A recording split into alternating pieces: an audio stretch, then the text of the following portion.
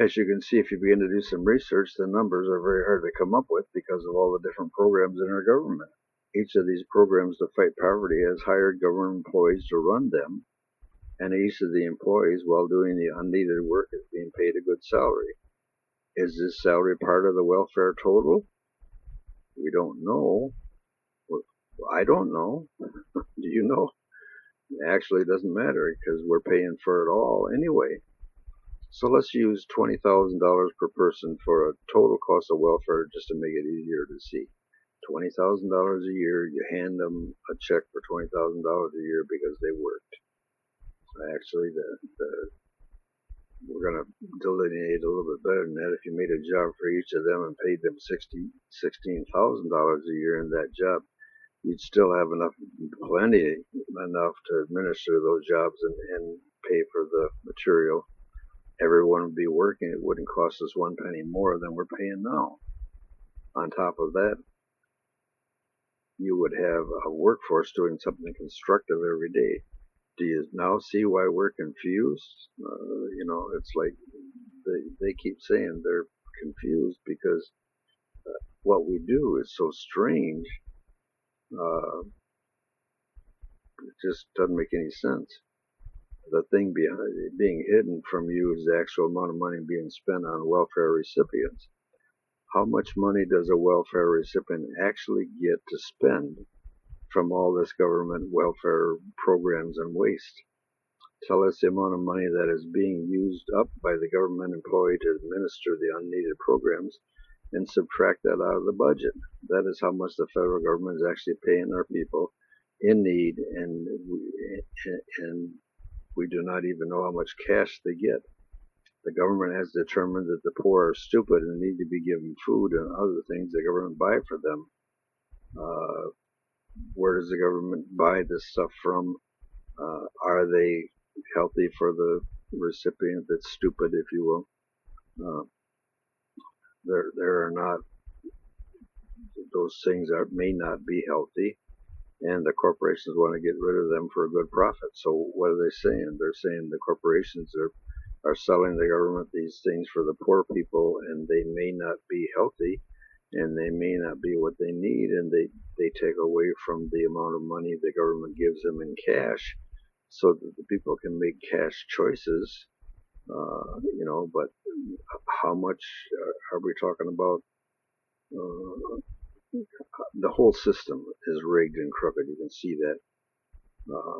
Why don't you just give the person $16,000 a year? Let him work. He gets free health and free education. Why don't you do that? Because the person would have choices. And these stupid people, as they say, they're going to do this and they're going to, those people are not stupid. Not all of them. Not that they aren't. Some of them aren't ignorant, and maybe some of them IQ is low, but they're working and they're earning a living, and they should be able to take their money and spend it on what they want. And we can have the People's Trust News kind of check to see what's going on and make sure that they're making healthy choices, or at least they're being told what healthy choices are, which they aren't now. Every single thing that we've been told by the experts about healthy choices so far have been wrong. I'm 77 years old. I'm they need to get rid of me because I personally have seen them make mistake after mistake after mistake in what they're telling you is good for you. Oh, don't eat fat, please, please. What a lie, so many of the lies. Get the high fructose corn syrup is really good for you. It is poison. They lie. They lie. Sugar's bad for you. Lie. Butter's bad for you. Lie. Margarine is good for you. Lie. It's everything they tell you is a lie. We need to get when we're doing this paying for research and development in the government, the research on what's good for you and what's bad for you will be a lot more careful and more thorough and more honest. And one of the things that you'll see is that the corporations will not be allowed to get in there and the corporations or people that have financial gain for making a decision that's wrong will be kicked out. And you'll have people that'll say, no, that's not true. This is the truth that we know so far. Guess what? Doctors don't heal. It's the nurses. I mean, if they come up with that, and you understand what I'm saying? If they find out in the research and development that isn't biased, which is horribly biased right now, but if you get the government doing it and they're not biased, they have nobody who makes money for making decisions, and they find out, just as an example, you find out the doctor doesn't heal. It's the nurse that always heals. The doctor is a mechanic, if you will, can set bones and give shots and so on and so forth. But the computer is making diagnosis, and the people that really care for you, the nurses, are healing you. If they find out that's true, I'm going to have to say anymore. No, I'm not going to say anymore. You pay for the welfare of people, but you have no say. You pay an exorbitant amount for the employees who administer the unneeded welfare programs, all 126 of them in the federal government, not counting the state programs, costing us 332 million a year for those programs, and we're not even counting them. If these people are part of the welfare budget, then they're on welfare. In other words, if the welfare budget they're talking about is including their wages, then they are on welfare because they're not doing anything. Yes, they're on welfare also. Think about it. Those who run these unneeded programs often look down on the people they are serving, often look down on the people they're serving, and you know that's true.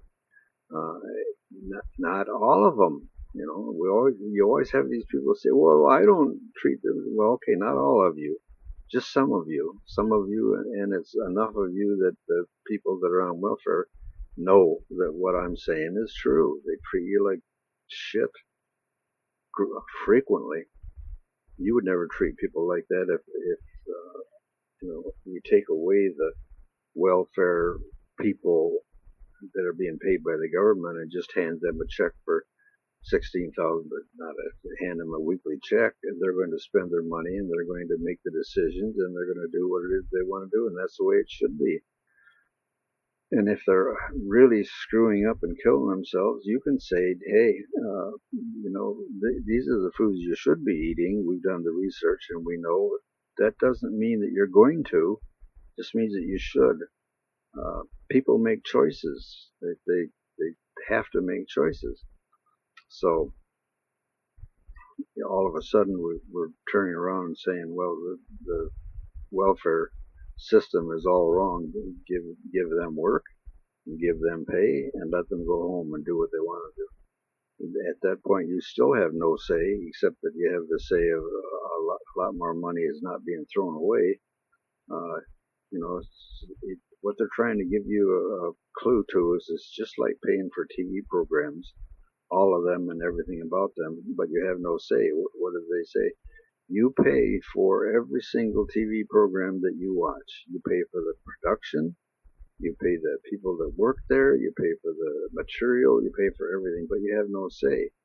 It is said that advertising pays for the TV shows, but you pay for the extra cost of the advertising by buying the product at an extra cost, and you have no say. Now, they want to explain to you what it's like. It's like, I want this program, this one, and that's all. How much are you going to charge me for that cable, those 3 cable programs? Those are the ones I like. I don't like all the rest of that junk. But how much is it going to cost?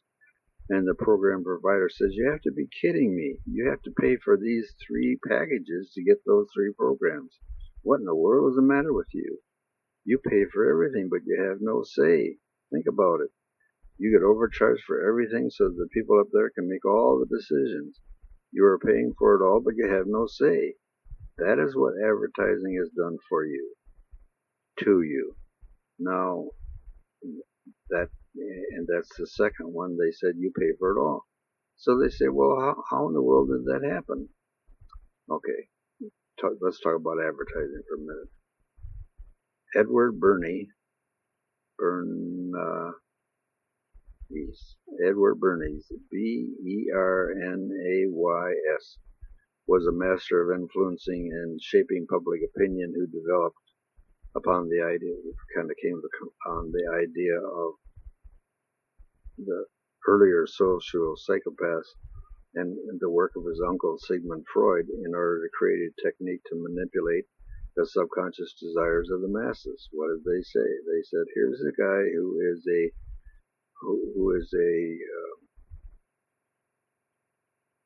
uncle, a nephew of his uncle Sigmund Freud, and this Edward Bernoulli developed a system to manipulate the subconscious desires of the masses. Okay, so that was the program that he was done, along with French social psychologist Gustavus Le Bon. They studied the mental characteristics and behaviors of the crowd, believing that when any one person became part of the crowd, that individual became subordinate to the crowd mind and then behaved in a more emotional and irrational manner. Now, be very careful to understand. First thing they understood, was that when you got into a crowd, you changed the way you thought, and the thought became more emotional and less logical, rational, reasonable, if you will. It became a more irrational thing. And so they say, with that understanding, advertising became a mind control system of the overchargers. Okay, through his 103-year lifespan, the father of public relations was at the pinnacle of his field of advertising. He advertised U.S. President Coolidge, Eisenhower, Hoover, and Wilson, as well as the inventor Thomas Edison, the U.S. industrialist Henry Ford, and the First Lady Eleanor Roosevelt. He reportedly refused invitations by Hitler and Franco to work on fascist propaganda campaigns in Europe. So he was so good that all these presidents and manufacturers used him, and even Hitler and Franco asked him to come over there and help them. This gives you an understanding of how effective his work was. If those people could see the use of advertising and had the desire to control masses, it was all of a sudden you got away. At the end of World War I, Bernie served as a propagandist for America before going on to work in the various governmental departments and corporations throughout his lifetime, including the U.S. Department of State, CBS, Procter & Gamble, and the American Tobacco Company, as well as designing a propaganda campaign for the United Fruit Company, which led to the CIA coup against Guatemalan President Jacobo Alvarez in 1954. What did he say? He said that he actually worked for the United Fruit Company, which stole Guatemala crops, if you want to call it that, or growing system. We'd go into that, but you can go into that. Bernie's combined work with the people such as the French social psychologist Gustavus Le Bon to create techniques which appeal to the subconscious emotion of the public, as opposed to engaging the public in rational and intellectual debate. Rather than doing the rational and intellectual debate, they just appeal to the subconscious emotions. Bernays observed that if the propagandists could understand the motive of the group mind, they would possess ability to control and regiment the masses. A systematic study of mass psychology reveals to students that the potential of invisible government of a society by manipulation of the motives which can actuate men in the group was the thing that they were going to do. The people those two who approached the subject in a scientific manner, and a couple other ones who continued their search studies of the group mind, established that the group had a mental characteristic distinct from those of the individual. Now we'll go back and say that what? The group mind has mental characteristics distinct or different than those of the individual, and is motivated by impulses and emotions which cannot be explained on the basis of what we know of individual psychology. So the question naturally arose: if we understand the mechanism and the motive of the group mind, is it not possible to control and regiment the masses according to our will without them knowing it? And that was said by Bernays in 1928, page 71. So we have the documentation for him to actually say that. So they say again, the need to control shows up in Bernays' thinking. It would be logical then to assume that Bernays and his associates who were not against ruling common men, using what they had learned. It was obvious that they had little, if any, concern for the common man. That's they that give us this information. They're saying, take a look at what they're actually saying. These things, that stuff is written by Bernays. He actually said, if we learn to control if we can figure out how the group mind is, okay, let's just do it 1, 2, 3, 1. When the individual gets in a group, his mind thinking and everything else changes. 2, if you can figure out how the group is influenced, how you can influence a group, then you can influence a group, and that changes what, if you will, everybody does. And number 3, once you figure out the mechanism that motivates the group mind, you can control them to do what it is that you want them to do without them knowing that you're doing it. So that's what they're saying so far. Bernie continues to reveal the growing ability of the propagandists to understand and successfully alter public opinion way back in the 1920s. That's long before television sets were in every household and the sophisticated modern media techniques of today. They weren't in existence. The recent practice of propaganda has proved that it is possible at least to go to a certain point and within certain limits. Propaganda can reach out, and they're figuring this out in the 1920s.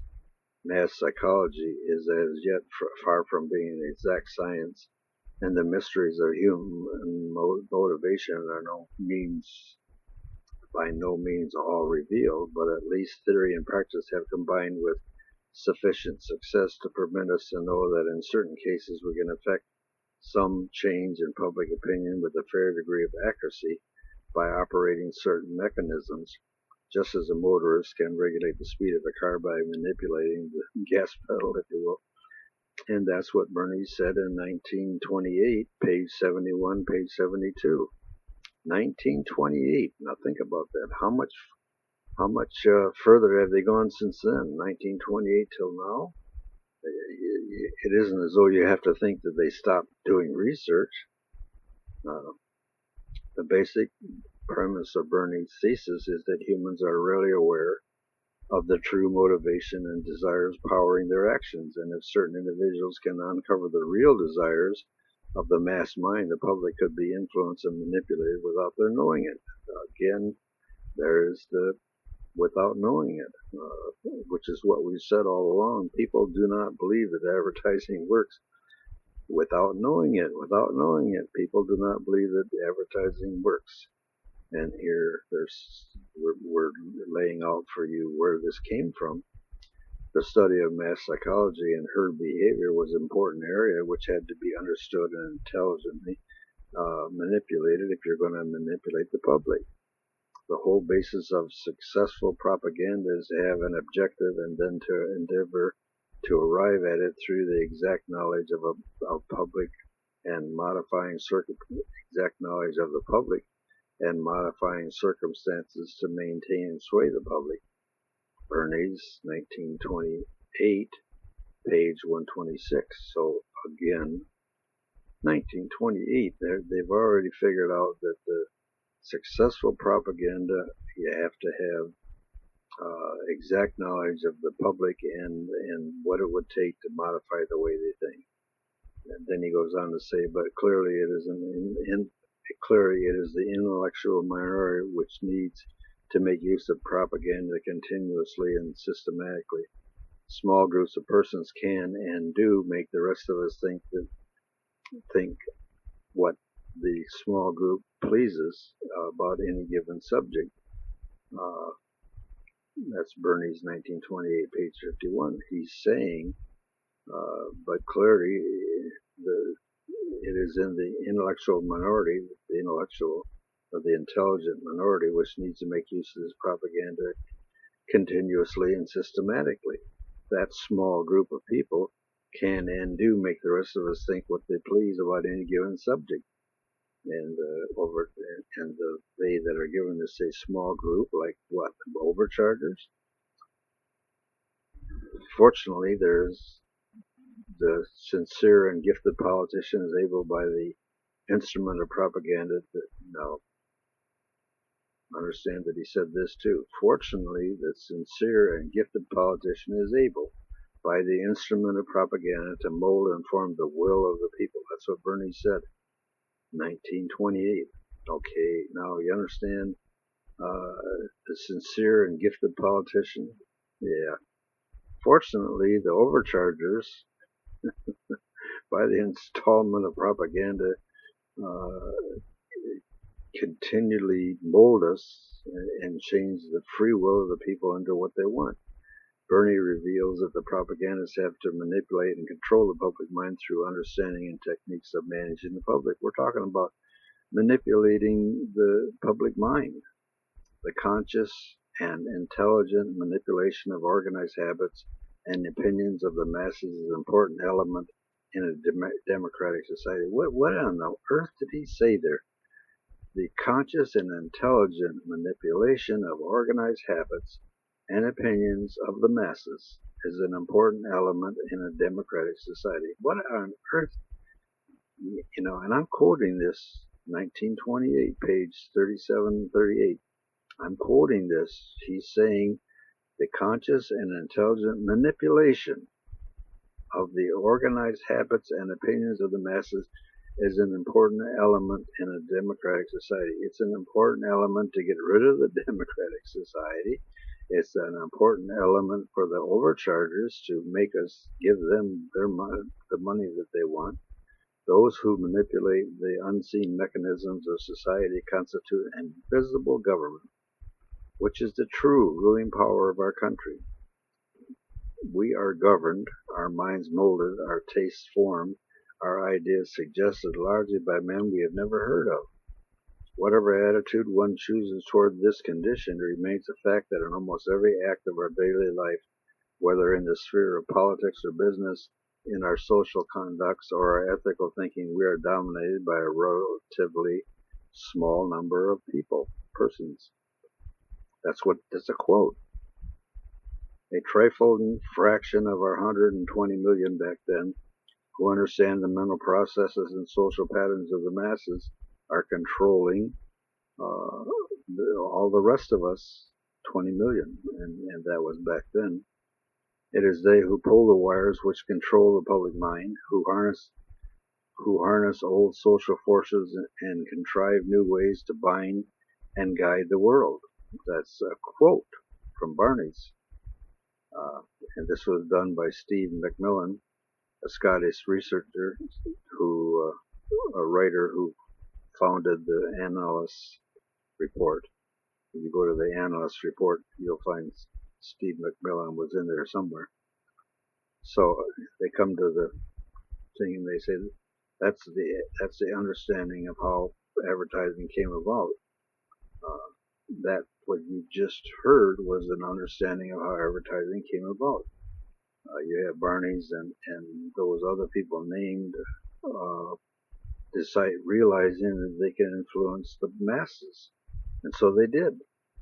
It was the understanding that advertising worked was done by them, and it was created for the small group of six people who saw absolutely nothing wrong with taking away your free will. So what do we say? What are we saying? We've said advertising works. They say advertising worked way back in the 1920s, and we've gone a long way from there. So, and you know what they that give us this information say is over and over and over and over and over and over and over and over and over and over again and again and again. Advertising works, and they realized that you would never know advertising worked. And I just read it. I just read the guy that started the advertising, started the propaganda, and wrote about it and said this is what's going to happen. Our we are governed. Our minds are molded. Our tastes formed. Our ideas suggested largely by men we've never heard of, and it works. So maybe if you got people that still think advertising doesn't work, read this.